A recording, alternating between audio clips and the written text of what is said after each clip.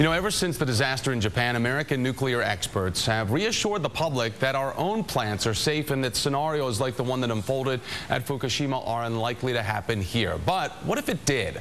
A recent investigation reveals a confused chain of command and an overall lack of preparedness when it comes to possible nuclear meltdowns. So how do state and local governments get ready for the unthinkable?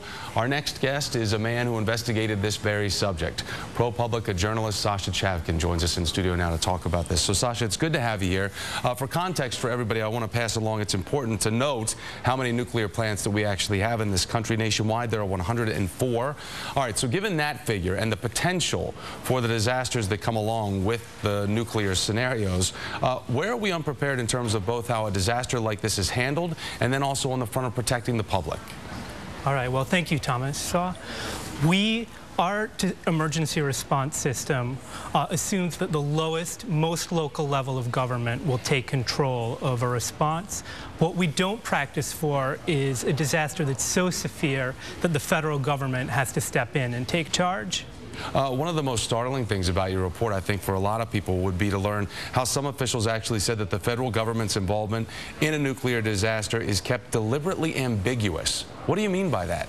Right. Well, what experts have said is that in order to prevent a conflict in figuring out what emergency plans are, they've kept it ambiguous in the plans that are now in effect, which could mean that if there's a disaster unfolding, it would be uncertain where certain responsibilities lie.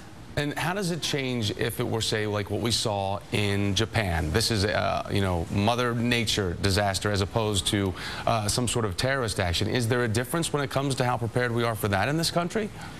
Well, there are different federal agencies that are in charge of a response depending on what kind of a nuclear release it is. But what's not spelled out is exactly what the conditions are that trigger federal involvement.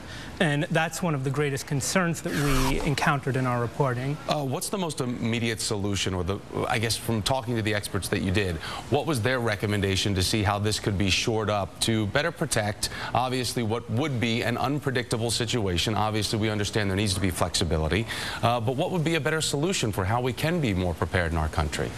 Well, there's nothing wrong with having local responders act first. They're the ones who are there at the disaster.